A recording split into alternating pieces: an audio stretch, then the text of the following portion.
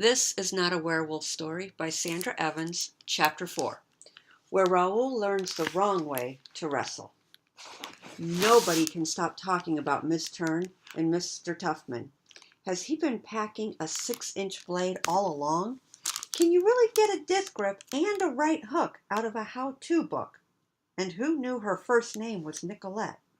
Then, as we're all heading to class, Little John finds some gross stuff on the bathroom floor under the ceiling fan.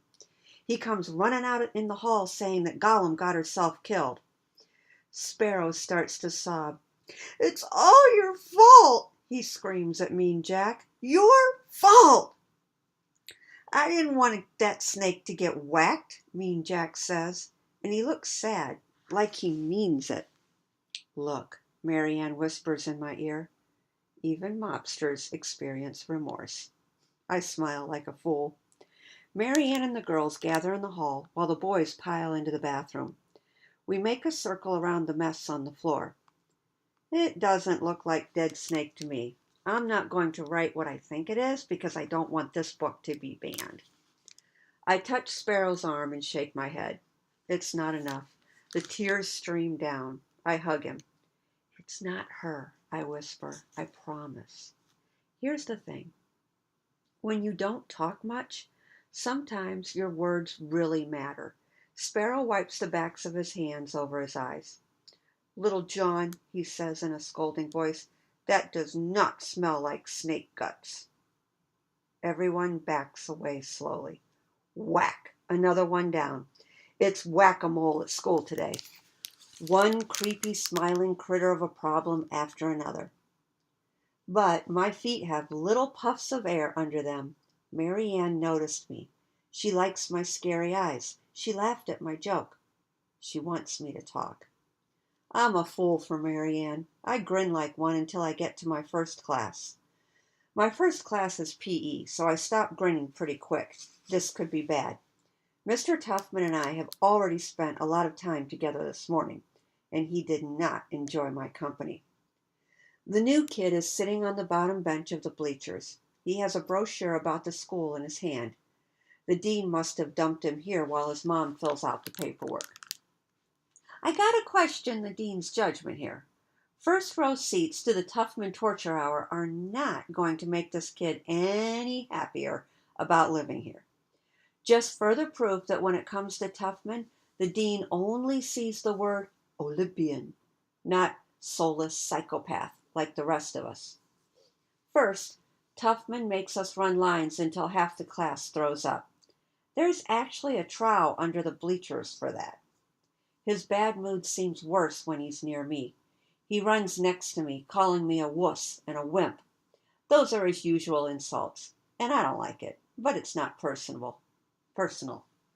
"Sneak," he hisses at me when I touch the half-court line.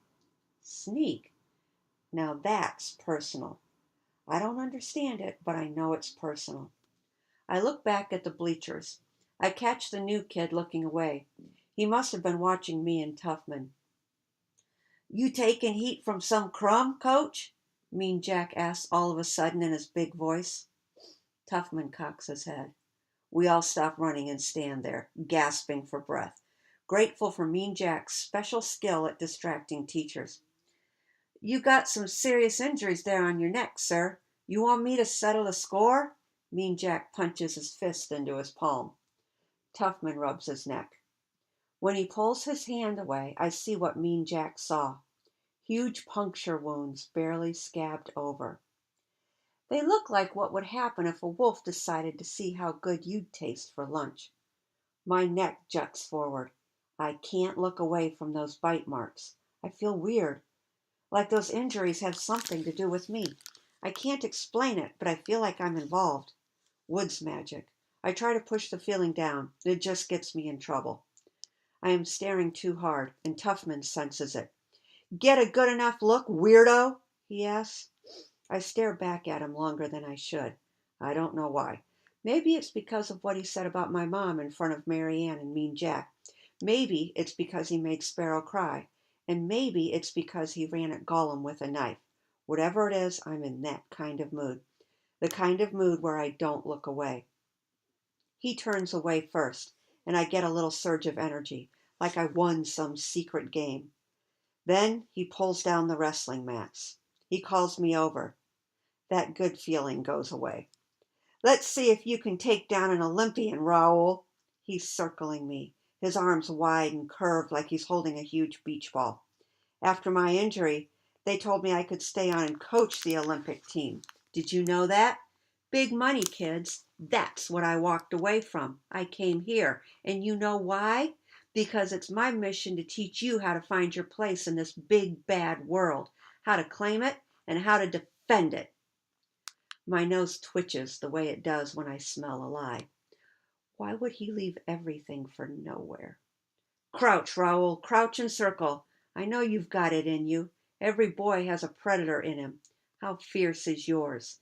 Then he lunges at me, all 6 feet, 3 inches, 250 pounds of him. A big gulp of air comes out of my mouth. I think it's my courage escaping. It's about the time when Tuffman is holding me up in the air to show everyone a wrestling hold called the fireman's carry that I begin to wonder if this is how the kids at his old school disappeared. I've got my eye on you, Raoul. Tuffman breathes into my face as he puts me in a half Nelson. No sneaking around, got it? You stay out of my territory. It stinks anyway, right? What territory? Apparently terror makes me talkative. What's sneaking? I ask. He twists my arm back. I hear the watching kids gasp. From the corner of my eye, I see the new kid stand up and take a step toward me. Behind me, Jason says in a very thoughtful voice, I didn't know your elbow could go that direction. The new kid cringes and sits down. The pain is terrible, like someone holding a hot iron to my bone. See? Tuffman calls over his shoulder to the rest of the class. His voice is really upbeat. Now he can't move, not an inch, or he'll break his own arm. Consequences, kiddos. He tweaks my arm a tiny bit more, and I swear my bone bends. He leans down over me so that only I can hear. One wrong move, Raoul, that's all. Just remember your place. Be the boy you are. You're not powerful enough to challenge me, so don't go trying to change things, he says, least of all yourself. He pushes my face into the mat as he gets up off of me. See? He says to the boys. I'm splayed out like roadkill. My body feels jumbled like a box full of puzzle pieces. So does my brain. Everything he says has two meanings. The one he wants everyone to hear, and the one just for me. There's a picture here, but right now it's just a pile of pieces. All I had to do was stake out my space, my territory, he says to the class. That's all there is to wrestling, kids. That's all there is to life. Mark what's yours. Defend it to the death. Death. See, now that I get. That only means one thing. I decide to lie on the mat until everyone is left, especially the new kid. I can't look him in the eye. I wanted to make an impression on him, but this wasn't the one I had in mind. Finally, I hear them open the ball cage. Everyone heads out to the field. I look at the bleachers. I'm alone. I might have a cold. My head is stuffy and my nose feels runny. My eyes are all watery. Am I about to cry? I head to my room to change. Why did Tuffman have to do that in front of the new kid? Why didn't he demonstrate that hold on Mean Jack? Mean Jack would find it useful for his future career as a crime boss. It makes me feel sick. I shouldn't have let Dean Swift and his dumb idea get me all excited. Some of us are born loners. Tuffman's voice rings in my head. What did he mean when he called me a sneak? That joke I made about his breath smelling like the blackout tunnel was disrespectful, not sneaky. And what does he mean when he says not to change? Does he mean puberty? Do I have facial hair? I rub my chin, but it's smooth. I'm the same as I was when Tuffman got here. He showed up 1.5 years ago in the fall. It was just about the time my dad stopped coming to get me on the weekends, and the woods magic started happening, and I decided to stop talking. I was as much a weirdo then as I am now. Then a scary idea pops up. For a second, the puzzle pieces start to make a picture. I blink at myself in the mirror above my dresser. Does he mean the other way I change? There's a window next to my mirror. I look out of it. On the far side of the ravine, a deer and her fawn nibble on the short grass at the edge of the cliff. The cliff is red and brown and black, and tree roots stick out of it here and there. Every time it rains, chunks of it fall to the beach below, and the colors of the cliff change. The cliff changes every day, and nobody notices. How could Tuffman know my secret? I'm like the cliff. Nobody notices me. I take a deep breath. This calls for the scientific method. I organize the facts in my scientific journal. I use my most scientific handwriting. Phenomenon. That means unusual event. Tuffman is picking on me, and it's personal. Duration. That means for how long. Targeting began during animal care and increased during PE. Observations. How was today different than yesterday? Item 1. Tuffman chased new kid, toupee mashed. Item 2. Tuffman made Sparrow hide in the blackout tunnel. Item 3.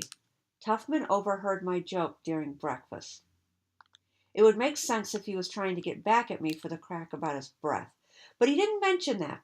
All he talked about was territory and changing and sneaking. I stare at the page for a long time. Then I write down the most rational explanation. Theory. Tuffman is a jerk. It doesn't make my arm throb any less or the embarrassed feeling go away, but it does make me smile. Maybe he's just a jerk.